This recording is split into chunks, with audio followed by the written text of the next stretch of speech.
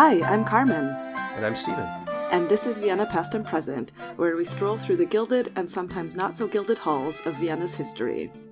So, it's time for another Zeitgeist episode. Yeah, so maybe you've been living safely under a rock for the past month or two, avoiding the news. I would understand this approach lately, no judgment. But if you haven't, I'm sure you've heard the biggest news out of Austria since the Austrian authorities had to raid the Labubu store, or maybe when that hiker was trampled by a herd of cows a month ago. I mean, to be fair, the cow thing happens semi-regularly, but yeah. Oh, really? Okay. Cows are more dangerous than you think, it turns out. Yeah, it sounds like it. But of course, I'm talking about the 3 Austrian escapee nuns, all in their 80s, who broke out of their retirement home. Yes, this is big news. Yeah. So these 3 nuns, these sisters, they spent decades in their convent near Salzburg, only to be moved to a retirement home in 2023 by church authorities. Which they, I guess, tolerated for a while, so about 2 years. Yeah. But in the beginning of September, they broke back in, literally, to reclaim their long-beloved home. Already a feel-good story, I would say. So, like we said, they're now in their 80s, 88, 86, and 82, but they escape like they're in their 60s. Okay, I think you're going to agree after you hear this. They didn't just steal the keys or something. Their escape story is legit impressive. Before we start, let's deep dive into the characters here first. The 3 nuns are Sister Bernadette, Sister Regina, and Sister Rita. Bernadette has been there the longest, more than 7 decades, first as a pupil, then teacher. The middle one, Regina, she was headmistress there. She taught multiple subjects. She kept the school accounts. And the young whippersnapper of the 3, Rita, she tended to the garden. She is described as lively. Again, she's 82 years old. She's the young one. Yeah. So these sisters are part of the Augustinian order, which is based at Schloss Goldenstein in, I guess, a town called Elsbetin. I don't really know how to pronounce this. It's a very strange town name. Elsbetin, okay. I guess.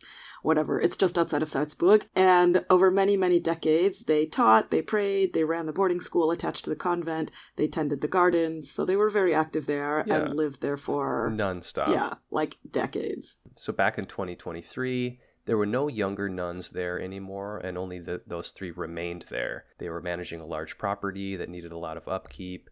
So apparently Catholic Church authorities decided that they should move to a retirement home, citing health risks, structural issues with the convent. I looked into the history of the abbey a little bit, and it is very old. Historians disagree about the origins of its name even. It appears in a 15th century record, so its age is only estimated. It's just confirmed to have existed since at least the year 1417. It had been a castle, a resort, then it was a monastery until it came to the current Augustinian ownership in 1897. So it's been in their hands a long time too. So yeah, anyway, all of this saying, lots of upkeep to me. Probably more than 3 80-year-olds could tackle. Carmen, how did the escape actually happen? Now the exciting, action-packed part. Yes. The grand escape. How did it go? Yes. So this all started about a year ago, last October. A group of the nuns' former students met for a class reunion, and that is where this idea seemed to have started initially. They decided collectively, as the students, to break the nuns out because they seemed very unhappy. And so, I mean, I guess they spent almost a year planning if this came up last October because, the action actually happened this year on September 4th. Right, that's a good point. Yeah, I mean... Okay. This is not some impulse thing, okay? I'm guessing they prayed about it, okay? They prayed, they thought, I mean, they planned it all out. Mm-hmm. And so on September 4th of 2025, so just a couple of weeks ago, at 2 p.m., which is, the standard time not for the escape time, I would have guessed. But okay. It's an 80-year-old escape time. Look, when we're talking about 80-year-old nuns, I think 2 p.m. on, what is this, a Sunday? You need peak energy if they're going to be doing this. Yeah. Yeah. So... their escape began, 2 p.m. A former student appeared in front of the senior center in a car. She was trailed by a white moving truck and a flock of reporters because the former students had tipped off the press. And they were hoping that press attention would pressure the abbot into accepting them back into the abbey. Yeah, I was surprised how close this all was, like geographically. News stories say that that small caravan drove about 15 minutes to the old abbey from the retirement home. It was vacant, the power was shut off, so was the water to the showers, stuff like that. The sisters' helpers had arranged for a blacksmith to let them in. Officials at the senior home then reported the nuns missing to police, so 2 officers were sent to the abbey to check. One happened to be a former student of the nuns, so she reportedly hugged the nuns. The nuns then denied breaking in, so the police left. Were you on the edge of your seat for that? Like, that's really an epic escape story, right?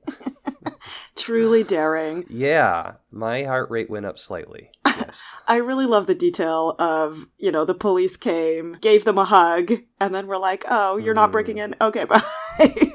You know? I mean, it's heartwarming. So, yeah. That's kind of how I would want a police encounter to go, right? You just deny you've done anything, they give you a hug, and they go on their merry way. Yeah, Elsbeten or whatever. It sounds like a nice place so far. Yeah. So yeah, why did they want to return? I mean, we have some obvious guesses here, but... Right, so they wanted to return because they said that they had never agreed to leave the abbey permanently. They claimed that they were told the convent was theirs for life and that they had a right to stay, and they believed that was legally and spiritually binding, and so they felt... Spiritually. Yeah.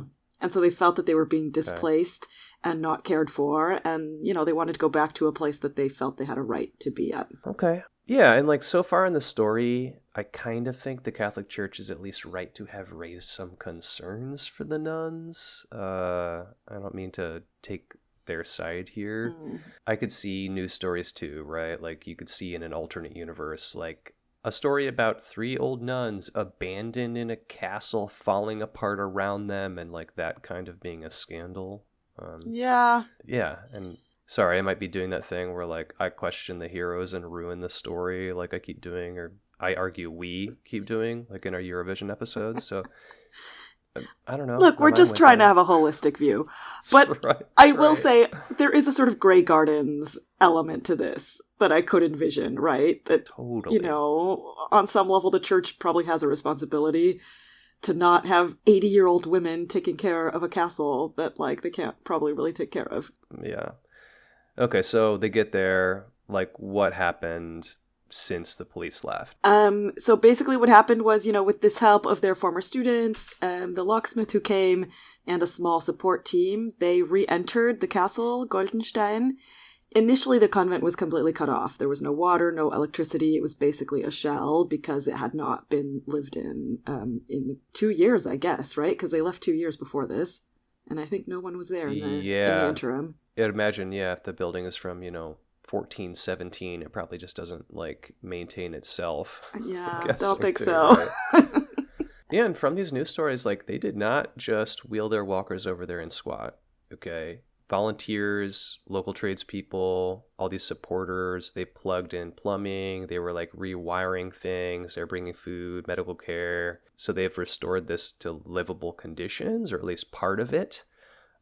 It's not super clear if it's just a portion, but I would imagine it's just a portion of this like huge castle. Yeah, I mean it's massive, and there are 3 people, so I can't imagine it's more than a small area. Yeah, but really, like, this is more than just an escape. This is kind of like impressive leadership happening here. That's kind of interesting to me, like kind of getting this community together.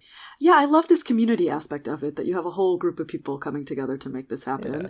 And their network now is huge. So it's not just these people who have helped them rewire and bring medical supplies, but like they have hit the social media scene, and that is really cool. Right? They are like on top of it. And so they have gathered over 50,000 followers on social media, which is like numbers we can only dream of. That's right. Totally. We should message them and ask for help. Yes. We need to get them on our side here. Please pray. Get some tips from them, yeah. So so we already mentioned former students. They, the ones that were local were already helping, but, even more former students have poured in with help.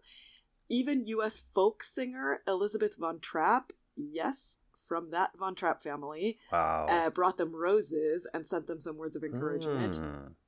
And also me and you, right? We both started following them on Instagram and we started talking about this episode. And let me tell you, I am entertained. Yeah, it is a cool account. And like, yeah, it's impressive, right? 80-year-old nuns, they probably don't understand very well what social media is. Maybe they do, maybe, but maybe not. Yeah, I saw somewhere that they have their own WhatsApp group too. It sounded like a local support one. So very impressive operation, okay? Like maybe they can't get up the stairs so well, but they can do this stuff and it seems to be working. They know how to bring the people together. Yeah. Yeah. So yeah, the community is behind them, which is very nice. But the Catholic Church isn't quite as excited. The church, specifically Provost Markus Grassl of Reichersberg Abbey, which I guess is some nearby abbey. Maybe like a regional thing? Yeah. In any case, he's the provost, and he says the sisters violated their vow of obedience by reoccupying the convent without permission. Oh. And he claims that their advanced age and the building's condition justify the relocation. Okay. Which, I mean, yeah. Okay. It's not the fun story I would want, but I could see that being valid. The sisters claim many personal and financial items were removed from their rooms. They were misled. They were pressured into the move. Their consent was never fully real, like we were saying earlier. What are the actual rules in cases like this? Well, not that I'm any kind of expert here, but apparently there's like theological and canonical tension here because in theory a religious order has provisions for aging members and dwindling communities. This community became really tiny, and so when those rules collide with human dignity, housing, autonomy, the dispute gets very messy, right? Because they still want to live the way that they want to live and feel that they are able to, but on the other hand, when you only have a couple of old people who can't very well take care of the housing, you know, there is some kind of responsibility there and rules surrounding that. Right. So what I saw is there are these church rules. When a community has less than 5 members, they'll lose the right to elect their own leader. And generally, the church says any property, like clothes, bank accounts, things like that, that's communal. It's not personal under these different monastic rules. So the sisters argue that, you know, their memories, their autonomy, their right to die in their spiritual home, like that should count for something, which that's powerful. I mean, that makes a lot of sense. I mean, I can really see both sides of this, to be honest. Like, I get there. And I think, you know, with a whole community around you, it works, right? Yeah. But it requires that. Which is probably not something that the church could count on, you know what I mean? They're probably just doing like the safest whatever option. And... Yeah. So, Carmen, what do you think? Like, as an Austrian, are you proud? Are you embarrassed? Look, I think it's a fun story, and I am loving their social media game. So, more power to them, I say. And, you know, for once, it's a story. I just like asking you a cheese question like that, okay?